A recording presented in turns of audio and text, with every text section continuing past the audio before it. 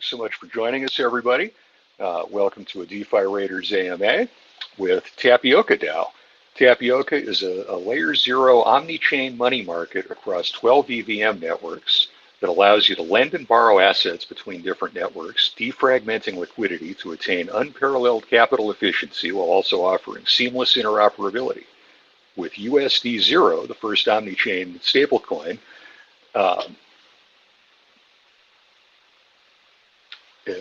USD Zero will be over-collateralized and censorship resistant with only network gas tokens minting it.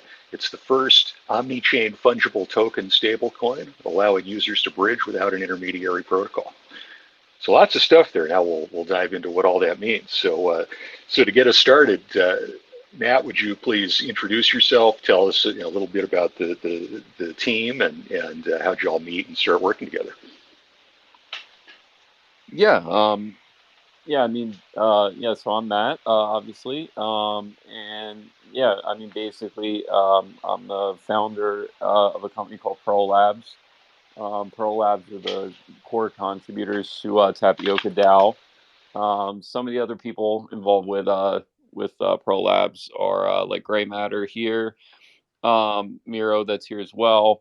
My co-founder's name is Josh. You can find him on Twitter at VE Josh, the same as mine. And basically, we met. We were in the kind of sportsbook, iGaming, basically gambling industry, as far as creating gambling software, sportsbook software specifically. I worked for a company called MYX Gaming. I was a product manager, so was he. And basically, the company sold in 2017. We continued to work in that industry up until like about 2020. Then we basically both exited, and we were trading crypto. We're very interested by crypto. I had been poking around for quite a long time since then, since about early 2010. Josh got interested more around 2017. We just basically worked together for almost half a decade, and we both had a mutual interest in DeFi specifically. And we really liked a lot of the protocols that were coming out, like 2018 to 2020. Then we kind of just felt like things kind of stagnated off. There wasn't a lot of innovation. It was a lot of, kind of the same protocols being released over and over with different names. A lot of forks, a lot of L1s that didn't really bring any differentiation to, users, and was just kind of fragmenting liquidity and just making for really awful user experiences. So basically we found out about Layer Zero early 2021. And we just thought it was an excellent way to kind of go to where we felt DeFi needed to go, which was a lot more on the interoperability side of things. With obviously hundreds of chains now, it's a lot more important than it was a few years ago. So we just thought it was time to kind of switch gears and get into an industry that we're a lot more passionate about, and something that we felt we could make a really big mark in. So I think that's a good summary of how things kind of began. Yeah, very cool. So is this is this Pearl Labs' first DeFi project? Yeah. I mean, everyone with us has been around. As far as Zero X Tours, our lead developer, he was a lot involved in the Phantom ecosystem. Cosmin was the former CEO of Composable Finance, which is actually, funny enough, also kind of interoperability oriented with Polkadot and Cosmos specifically. Gray Matter is the founder of Canto Longnecks, which is a pretty dope NFT collection over on Canto over there, as well as many other things. And basically, our lead front end developer was from Warp Finance. So everyone's pretty much got a long resume on things. For me, I more so have always been a product manager in just tech in general, more Web 2 stuff. So, I mean, this would be my first foray into Web 3, but I think a lot of my experience carries over pretty well. So. Yeah, very cool. And that's a great long time for the team to have been together. That's something we really rarely see in DeFi. That's so hugely important in everywhere else for startups, right? Team cohesion and history is such a core component of of TradFi investment. Yeah, absolutely. I mean, yeah, me and Josh have a long history together. I mean, Rectora and the boys, we met up more so 2021, early 2021. But yeah, I mean, we've been together since. We're a really tight knit group, and yeah, I mean, so far we've been putting out, I think, really good stuff. And yeah, we're just leading up to launch in late quarter one of the new year coming up. So yeah. Yeah, very cool. So now I'm excited to get into it. I've been reading your docs yesterday and today. Very exciting stuff. It looks like Tapioca is addressing, from my perspective, two of the three biggest problems in DeFi, being bridging and liquidity mining. I would add governance as the third, although it relates so closely to liquidity mining, as you describe in your Mirror article. I'm not sure they can be separated. So why don't we start with, would you give us some background on bridging and why layer zero and how omni-chain fungible tokens work? Yeah, yeah. So, I mean, basically, from a bridging standpoint, I just always felt the entire concept was a pretty, destined for failure, kind of motive. As far as, I mean, obviously we've seen that play out with, Wormhole, Nomad, list goes on and on and on.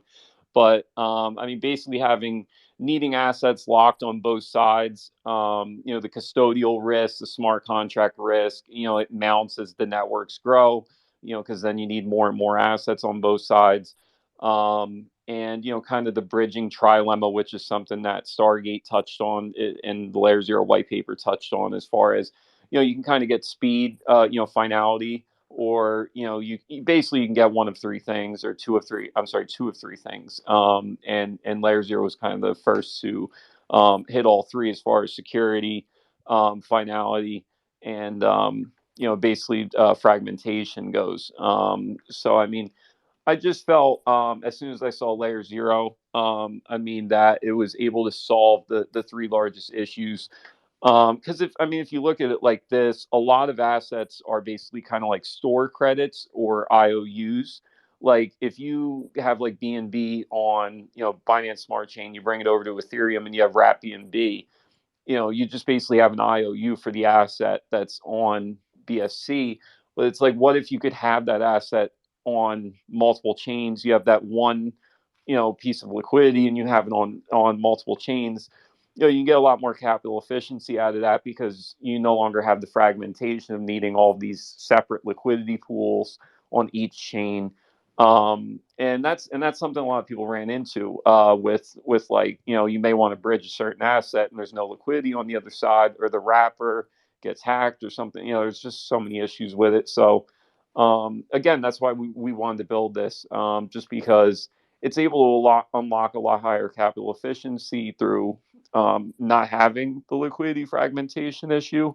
And there's no stable coin out there that is able to, especially decentralized stablecoins, that are able to be transported chain to chain without a bridge at all. So we just felt that the Layer Zero tech was kind of the only way that this could be done. I still think there's a giant lack of people building on it, and I don't find any of the competing solutions like Axelar or Synapse to be very compelling, just because they all go back to having an intermediary consensus layer, which basically means you always have a middleman. And who wants to transact with a middleman constantly? Probably no one, because then you have the custodial risk of that middleman and all of the separate problems that brings. Layer Zero is the only one that was able to kind of remove that middleman and do these types of transactions trustlessly. And obviously, the security side of things has held up too, since it's been released. So I just thought it was a really big opportunity, and I think it's why people have gravitated to us so much when We've really done little to no marketing, and we don't have like tier one VCs. We never looked for them. Actually, denied most of them. And I mean, I just think people realize how special this tech is, and that's why like I said, a lot of people have gravitated towards it. Yeah, it makes sense. I mean, certainly all the bridge hacks are a compelling narrative for boy, are we doing it wrong. Yeah, definitely. I mean, there's definitely been quite a few. We just had the BNB hack. I think what 2 3 weeks ago. So yeah, and I mean, yeah, I mean, it just touching back on your question about kind of what an OFT is. The OFT, I mean, I think is even to a higher extent, like how I kind of said, I haven't seen many people building on layer zero. To an even higher extent, I haven't really seen many people touching on OFTs, which I think is probably the strongest innovation that they have. The only OFT right now that I'm aware of is SDG, which is the Stargate governance token. And basically, what an OFT is it allows the token to live on many chains simultaneously. Basically within the token contract, you can transport it chain to chain without needing, again, a bridge or a third party protocol. So it allows you to kind of, instead of having, like I was saying, like a store credit, you have an asset that is able to be transacted on many chains simultaneously. That you're always the custodian of your assets. It's all trustless. So it's a really big benefit in that regard. And basically, yeah, USD zero is our stablecoin. Basically, USD zero is omni-chain USD, and it's a CDP stable, which is a collateralized debt position. So it's issued via debt or a loan. And basically, yeah, I mean, USD zero is the first stablecoin that uses that OFT technology natively. So basically, the stablecoin was built as an OFT. It's not built as like an asset wrapper on top of a currently available stablecoin. So basically, with that, it's the first stablecoin that's natively able to be transported chain to chain without a third party protocol, without a bridge, nothing. There's no fees to transfer it chain to chain. All it is gas costs. It's near instant. I mean, from our testing, I mean, even if you're going like Ethereum mainnet to even a layer two or like Ethereum mainnet to like Avalanche, it only takes about 30 seconds, and you pay is source gas. So like if you're going from Arbitrum to Ethereum, you'd pay Arb gas, and that's it. It would be on Ethereum mainnet ready to go.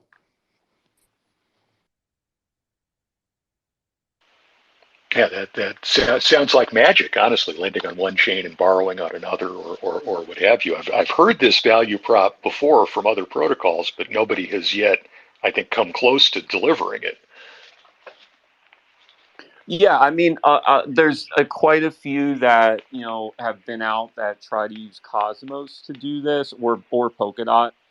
And the problem is the amount, the again, going back to the consensus mechanism, you're going back to an intermediary, and you're having to rely on an intermediary to allow you to actually transact between those chains. And then you have the problem of does this chain have the infrastructure? Like for example, like the DYDX chain has like I think 5 validators or something like that. My math or my number may be wrong there, but I know it's quite a small amount compared to like an Avalanche even or a Polygon. So I mean, just with these intermediaries, it's just again the same problem. It's just it's the same thing as a token wrapper or something like that. That again, you have a middleman in the transaction, which adds fees, adds wait time, add smart contract risk. And I mean, that's usually how these protocols fall is smart contract risk. Whereas how we've done this is, again, it's using layer zero. And just to give kind of a primer on how layer zero works, you have a relayer and you have an oracle. So basically, both the relayer is what passes the messages, and the oracle is what actually confirms it. The only way a hack could occur is if an oracle and a relayer collude with one another. In our case, and this is customizable on layer zero. So different layer zero protocols can have different relayers. They can have different oracles. Everything can be customized. Like with us, we have our own relayer, which is called Pearl layer, and we use Chainlink as an oracle. Whereas I may be wrong, but Stargate used to use anyway a Dawn or a decentralized oracle network, which was FTX, Sequoia, and Polygon. We decided that we felt Chainlink was a better oracle for that purpose. So basically, in our case, for an exploit to occur, Chainlink would have to collude with our relayer, which is pretty improbable, obviously.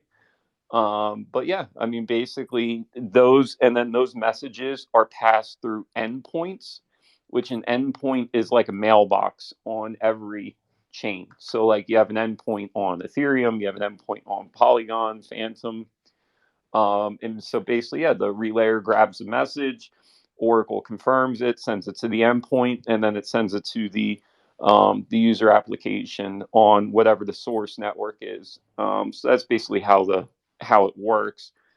In comparison to, again, like a bridge where you'd have assets on both sides, then maybe an Oracle confirms the transaction in the middle and then releases the asset on the other side. So there is no assets on both sides. This is not a bridge at all. It's literally a cross chain technology working on EVMs, which is again why I think it's really a novel concept, and why I think people are really excited to see protocols that are building on it.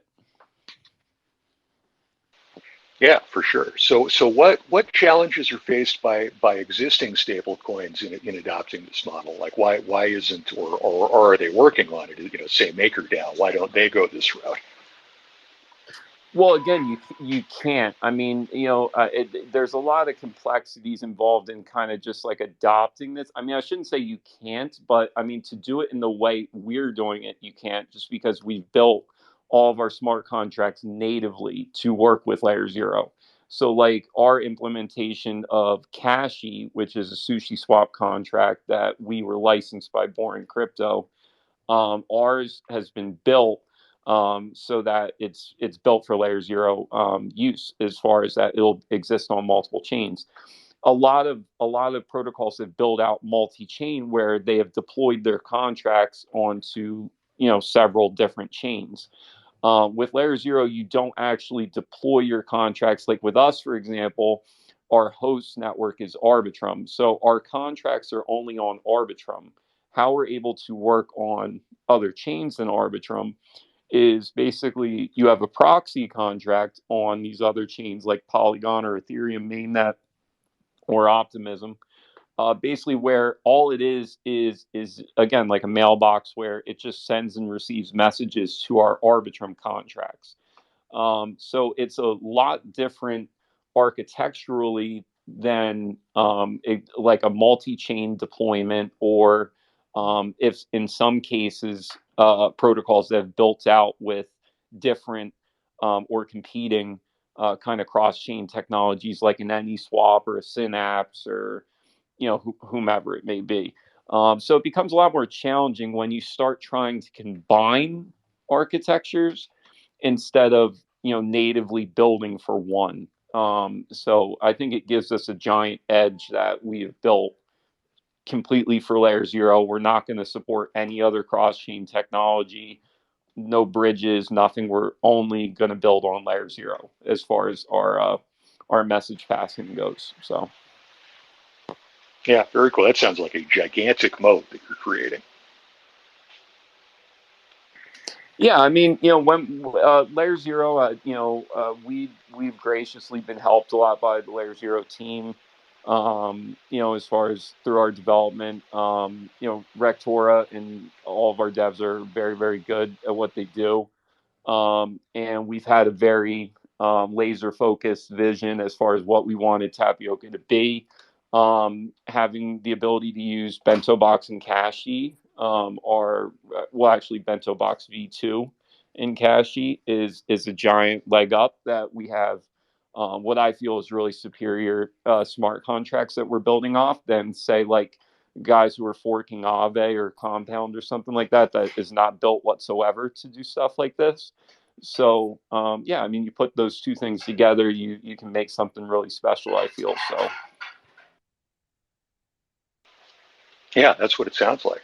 So why don't we now let's switch gears and talk about the other big problem that you guys are addressing of liquidity mining, protocol-owned liquidity, and your innovation of DAO share options that I love, which seems like a really significant mechanical innovation to avoid renting liquidity from as you described them liquidity locusts.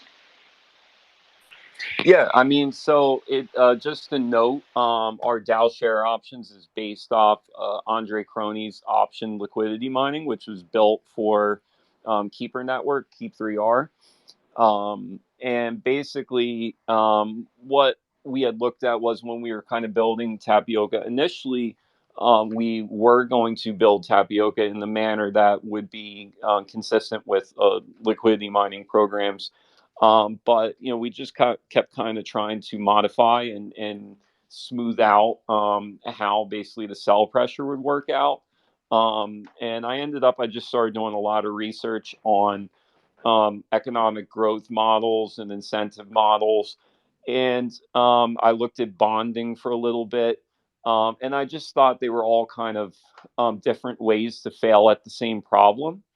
And I think, and actually, like, for example, if you look at like maybe like a pool together who did a little bit of an analysis on bonding, they actually had more cell pressure using bonding than just giving their tokens out. And I mean, I think it's a self defeating question to say, okay, well, how do we stop people from getting a free lunch, or how do we kind of just what the primary question was. And I think when we kind of looked at, well, the primary problem is TVL and kind of trying to achieve these illusionary numbers that don't matter. Like you're renting liquidity, and the rented liquidity is only going to stay there as long as you keep paying the rent fees.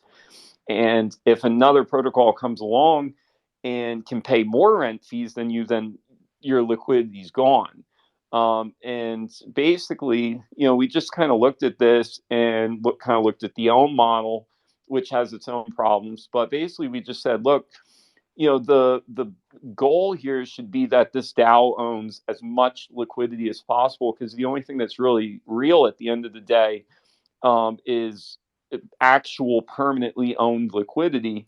And funny enough, kind of how I stumbled on the DAO share options was employee stock options, where basically, a company wants to incentivize their employees.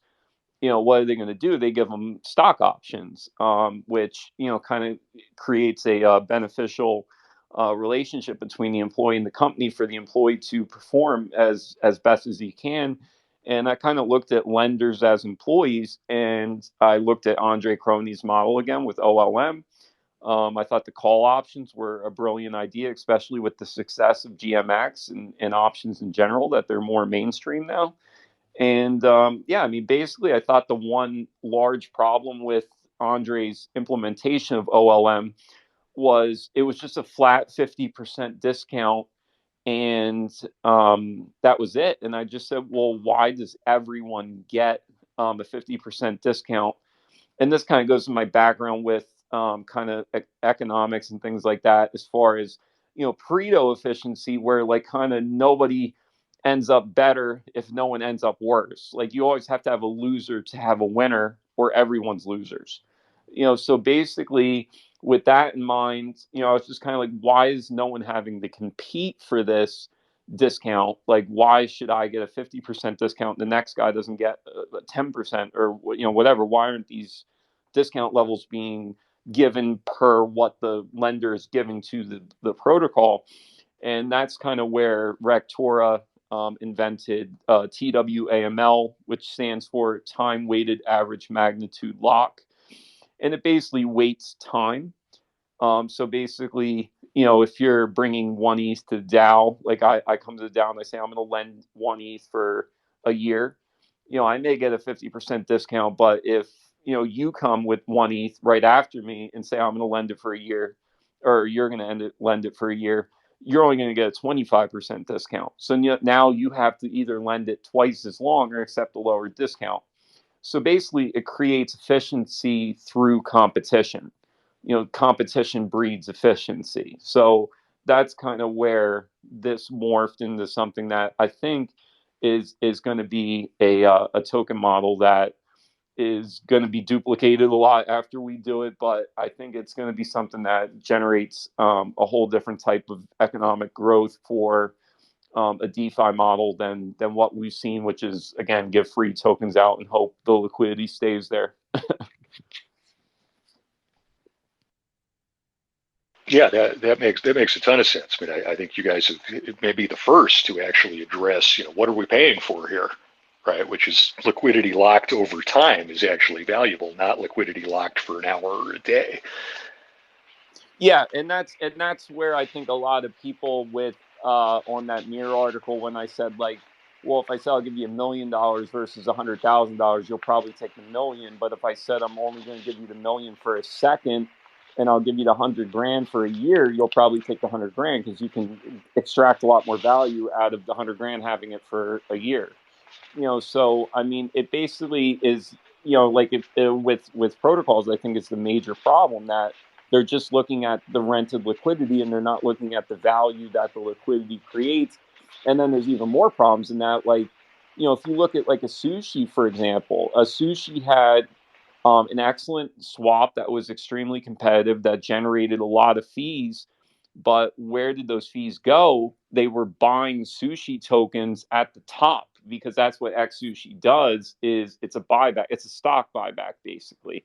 So it's like, why would you buy back? Like, if I'm sushi, I know if sushi's $20, it's probably a little high, and then if it's like now, like, it's $1, I'm going to be buying it like hotcakes.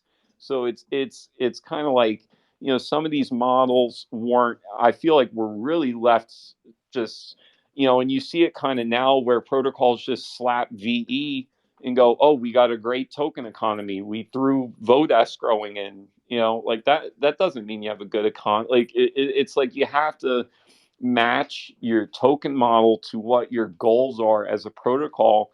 And just slapping VE or an X sushi model or whatever, it is not going to, it doesn't matter. It's, you really have to match it to what, the focus of the protocol is.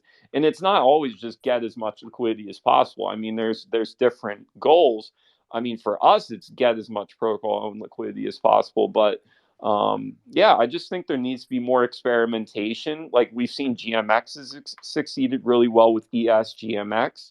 And I'm just hoping we see less let's copy VE and more let's try different stuff, because clearly this old stuff is not really working that well. Yeah, exactly. And let's try to compensate people appropriately for the value that they provide to the protocol, as opposed to just compensating whoever shows up first.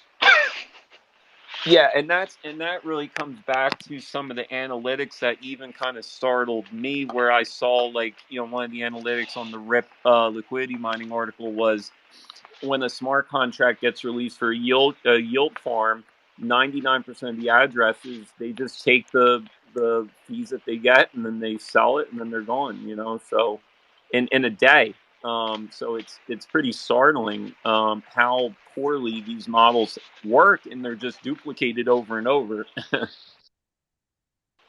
Yeah, that was super eye-opening for me that it's something like 80% leave after a day and 99% leave after 3 days. It was just an Yeah, yeah. astonishing number. And this carried over to, like, our airdrop, when, I mean, really, with the airdrop side of things, when things clicked with me that we needed to do something really radically different with airdrops, was when Gnosis was trying to get like, what would you call, I guess, airdrop hunters kind of tattletale, or Sybil attackers to tattletale on one another, like that we're going to adopt, like, George Orwell policies to protect airdrops. It just kind of got a little ridiculous to me. And then, like, people would go, "Oh, yay, we had retention on our airdrop because we vested them." Like, it's just Like these it's just like, guys, these mechanisms don't work. Like you don't just copy it and then just try and do like these like social policies or whatever. Like they don't work. Like Optimism did their airdrop. Their governance is a mess now. It's like people just keep copying these and just expecting them to work differently. And while we applied call options again to an airdrop, I mean, I think it's still as symbiotic as it is in our emissions program, just because. I mean, again, it's no free lunch, and it's like if you want a Sybil attack it, great. You're gonna have to buy those options because they're not free; they're discounts. So you have to buy, you have to put, money that the Dow gets to keep. So it's still a win-win, and we're able to airdrop to a lot of people and allow those people to they can dump right into it, and it's like, well, we still get the liquidity from it. And the people who truly want to be a part of the protocol, they'll hold their tokens and get a good entry price because they'll get a deep discount, and they'll hold their tokens, and they'll be able to participate in governance. So again, I just think it creates a symbiotic relationship, and I think it's proven in that TradFi again. Like these models exist in TradFi and work, and not just employee stock options, but other things where call options are used. And I think it's just a really nice way to to kind of align the interests of everyone involved, so to speak. Yeah, it makes a lot of sense. So one more kind of liquidity question, and then we'll get into governance and things like that. So I understand you guys are building on top of Arrakis's Palm. How will that contribute to liquidity depth and efficiency? Well, yeah, I mean, this gets kind of into a quandary of mine also that I kind of obviously from my name, I started off kind of in my I guess my crypto Twitter days as being a fan of Curve. I'm not so much anymore. I mean, I really think the curve model has become really, kind of beholden to VE, and kind of, especially like with actors like Frax, where like we're a CDP stable, we're an over collateralized stable. I can't just pull the collateral ratio down to 50%, mid a bunch of USD zero, buy a bunch of, CRV, and then, keep my emissions up on curve. And also, just in general, the curve swap volume for stable coins is only like 20%. Most stable coins are getting swapped on Uniswap. The problem with Uniswap with concentrated liquidity is it needs to be actively managed, which runs into now I need to talk to a market maker to manage my liquidity. And there's also some cool, other mechanisms than Arrakis, like such as like Gamma Swap is pretty cool to check out. We're not a partner of theirs or anything, but I just like their protocol. But anyway, Arrakis is basically like a decentralized market maker where they're able to look at how much liquidity we need on hand for our stablecoin. So basically, we're acquiring protocol owned liquidity, and then we're taking that protocol owned liquidity and we're putting it into our own stablecoin, kind of like a Fay did. But basically, with an Arrakis, like say we only need $10 million in our USD zero pair on Polygon, because we also have the complexity of we have a lot of chains here involved. So basically, say we only need 10 million at any given time to saturate the trading volume, but there's 50 million in liquidity on Polygon. Well, basically, that the 40 million extra can be lent out in yield strategies that we pick with Arrakis. So we can lend it out on Aave, and other things. So basically, all of our liquidity is maximally earning for us. And it's a true flywheel effect where if people use USD zero, use Tapioca, they're then using USD zero. They use USD zero, they're trading with it, which means they're generating fees on Uniswap with it, and then those fees are going back to us. So we're able to continually compound our liquidity and get more and more. And the more liquidity that's there, obviously more people want to be involved with the system because it's profitable, and you have like a really true flywheel effect. So Arrakis, and also Arrakis's Palm technology isn't just with market making, but also They've done some stuff on liquidity mining and things like that that we're actually looking at. I'll have more info on that pretty soon, but basically, an LVP is a way to distribute tokens, but I definitely think there are some limitations. And what Arrakis is doing is pretty cool and definitely worth checking out as far as how you could launch a token. Obviously the problem with launching a token is you have a lot of your base asset, your token, in our case, TAP. You need USDC or ETH. So basically what an Arrakis could do is we could supply 99% TAP and 1% ETH, and then it can market make it back to where we want, which is a 50-50 ratio. So they definitely have some really, really interesting stuff that's definitely worth checking out, on that side of things as well. So, Yeah, that's fascinating. And certainly great to if you can protect right liquidity providers from all the management required with Unity 3 typically. yeah, that's the one. That's the one. That's the one clawback there is it's not fun to manage Uniswap V3 liquidity, but Arrakis used to be G Uni with Gelato. It's an offshoot from Gelato. And I mean, the G Uni pairs Dai was really involved with, and they do extremely well. We just wanted to go full in on that model. I really think an actively managed Uniswap V3 position is as good as it gets on an EVM before you get to like Clobs. So it's just to me is the best way, and it's where people are swapping. Majority is Uniswap. So I feel like it's a win-win for the ecosystem in our protocol to get all of our provide all of our liquidity on Uni. And also too, as Arrakis builds out, they're going to support Balancer and Sushi, which our tap token is going to mainly be on Sushi, and then USC0 will be on Uni. But then we're also going to cross pollinate when Araka starts supporting like Trident stable pools with Sushi, and then also with Balancer as well with their hybrid pools with stables. So we're definitely in a lot of stuff. But for the start, it's going to be Uniswap. So. Cool, serious interop plans. I love it. So now let's move on and talk a little bit about funding, runway, and governance. You've raised over 2 million without any tier one VCs. So roughly how long a runway does that give you? Yeah, so basically, our burn rate is about 80,000 a month, or over a year it's about $1 million. So we have about 2 years in the bank. We've actually raised another about $1 million on top of that since I put that tweet out. And basically, yeah, we're our investors are all people with really good reputations in the space, like DCF God, Red Phone, Blockmates, Captain Rational. Um, people who are definitely really respected. And yeah, I just think after Aptos, on the kind of sentiment side, I think people look at VCs really negatively when they see projects that have 20 VCs in them.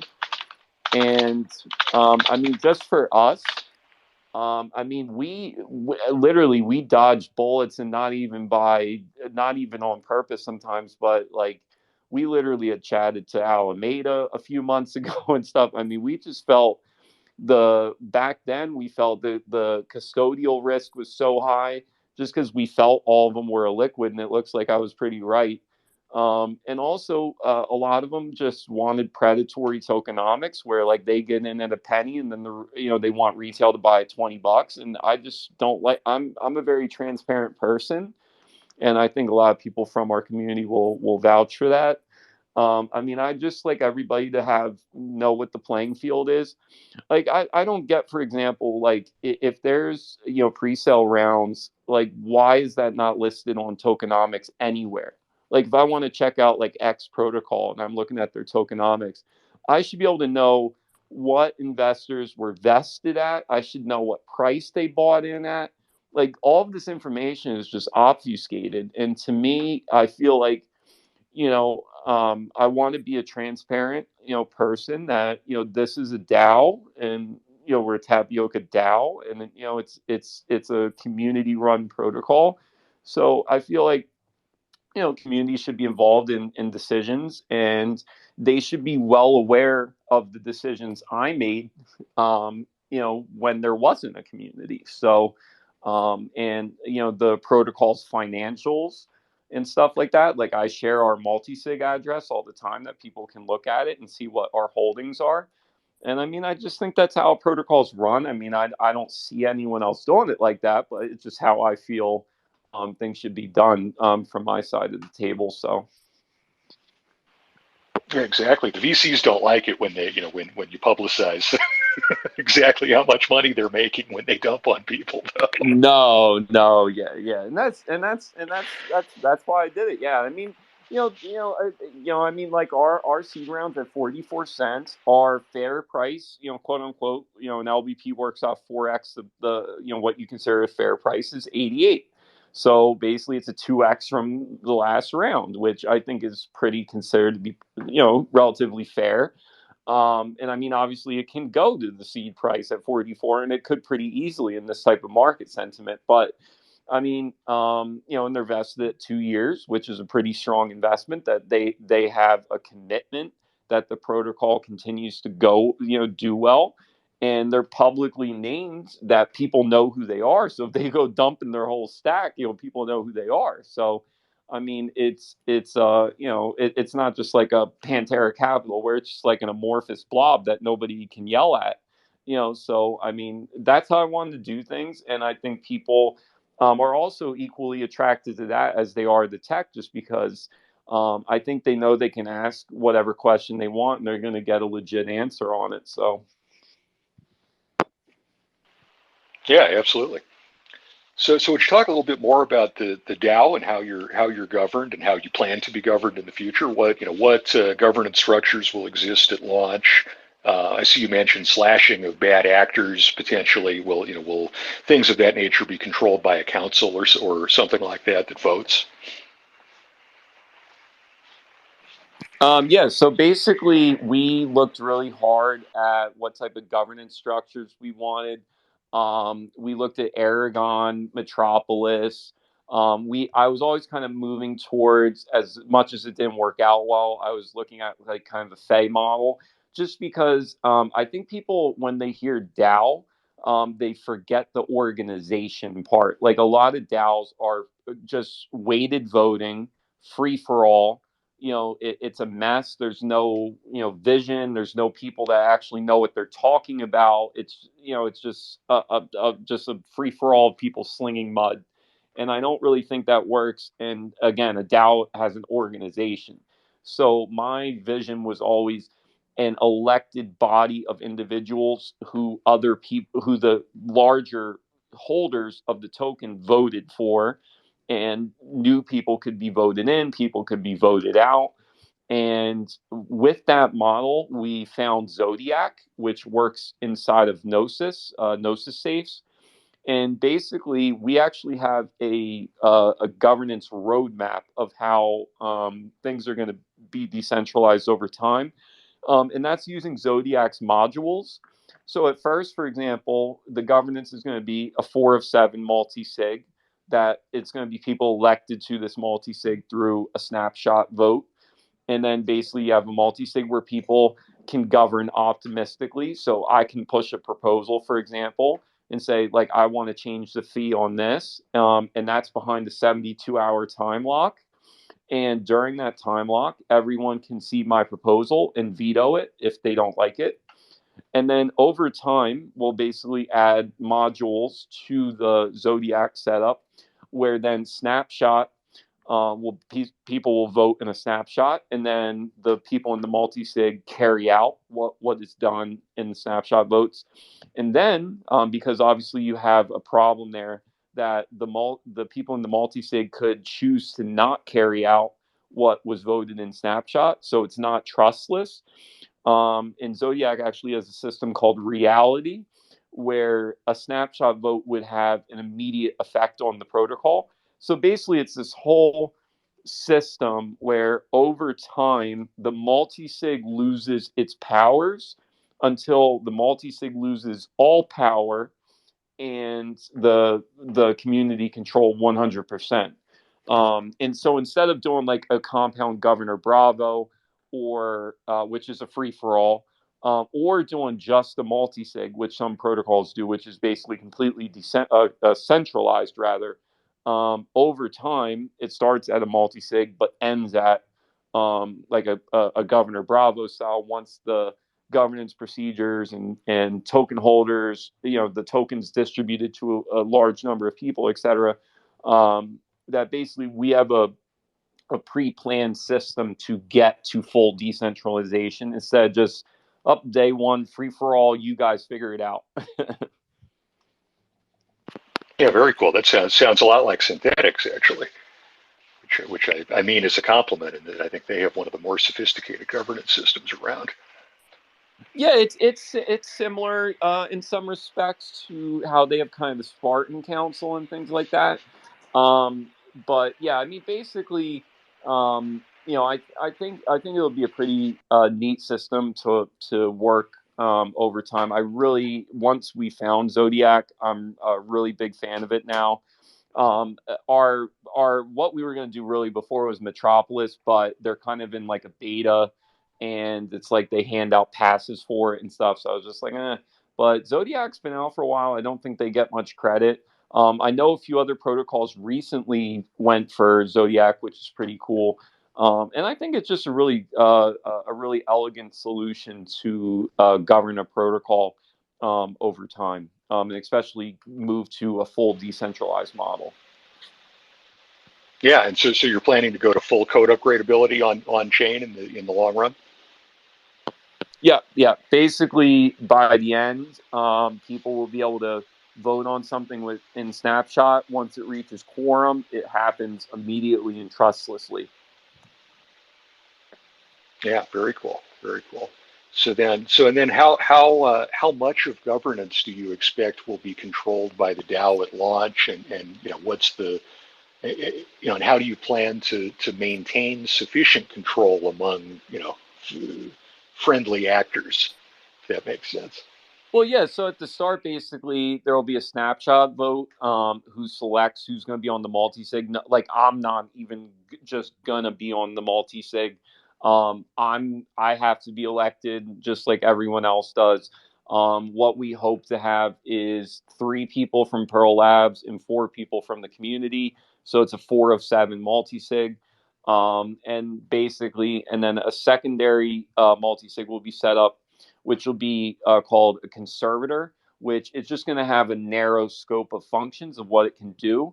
Basically, the point of it is if a market, say an asset that we were minting USD0 with became deemed really risky or something of that nature, we could disable it.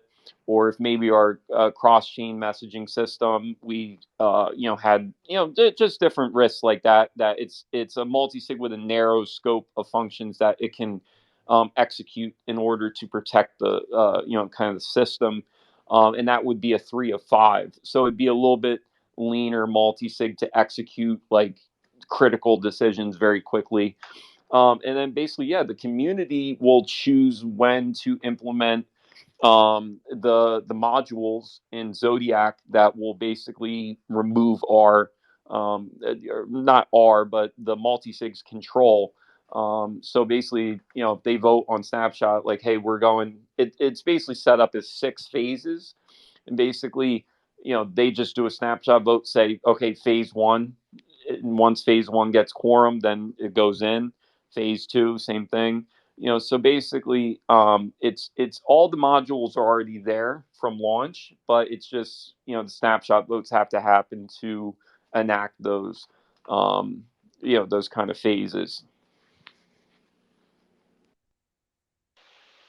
Yeah, makes a lot of sense. So now let's talk about launch and liquidity bootstrapping pool.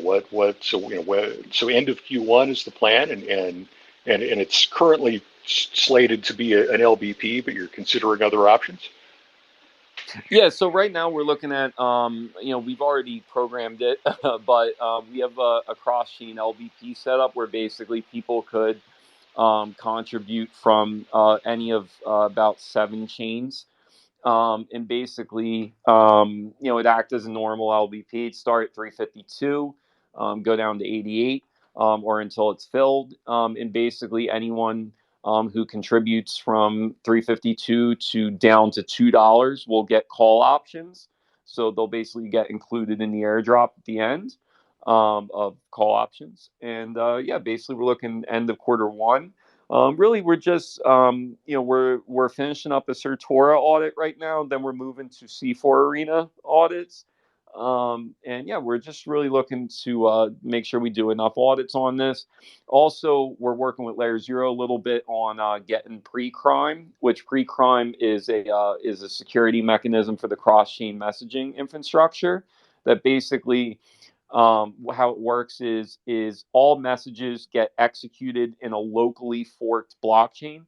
So even if an oracle in our relayer pass a message that seems good, but it ends up in like draining, a pool or something like that, what would happen is the locally forked blockchain, we'd see that occur just real time, and then it would pause and kill the message, and then pause the entire cross chain infrastructure. So we want to ensure that we have pre-crime in our infrastructure. There's a medium up on pre-crime if anyone wants to check it out from Layer Zero. And then secondarily, we're integrating Forda, which is a security layer that like MakerDAO uses, Lido. And basically, it's similar but it's used for the local contracts. So it basically be used for because I mean a message could be good, but it could basically a local transaction could be bad, like that's inside Yieldbox or Cashy, which our version of Cashy is called Singularity. So basically, Forda does the same thing as pre-crime, just for our contracts instead of the cross-chain infrastructure. So basically, those two systems should make this thing basically completely bulletproof. I mean, between having, two really strong security systems that are constantly monitoring all sides of the infrastructure, and then yeah, and then basically the last kind of piece of that puzzle, like I was saying, was security audits from good auditors.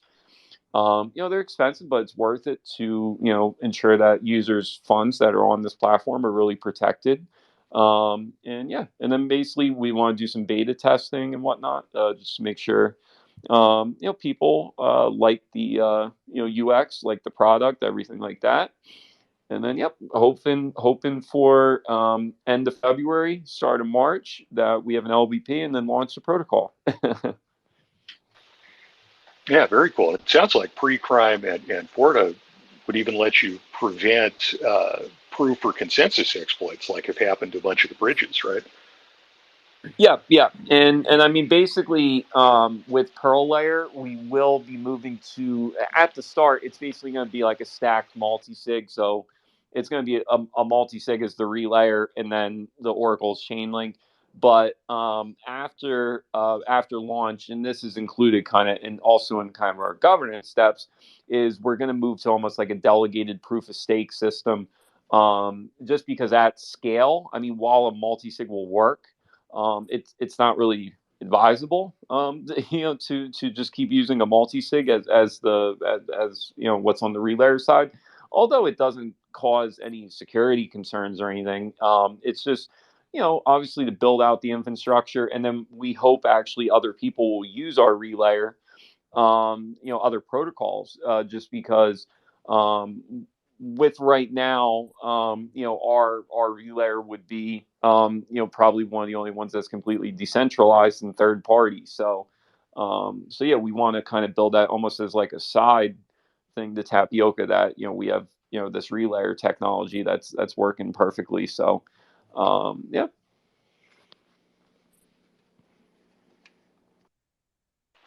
Yeah, makes a lot of sense. Oh, excellent. So I think we have covered everything. Do you have any other things you'd like to talk about, Matt? Oh no, no, just think we gave everybody a good bit here. You can definitely check us out on Discord, on Twitter. Our new website should be up pretty soon, start of the next month. Other than that, and then our docs will be public on Christmas Day, so we'll be putting them out publicly then. And yeah, just say happy holidays to everybody, and it was a real pleasure to do this with you guys. Yeah, thanks so much for joining us. This has been Matt from Tapioca Dao, and I've been Degenic from DeFi Raiders. Thank you all for attending. We're thrilled to have had the opportunity to talk about such an exciting protocol, and we're super excited to see further docs and to see their progression.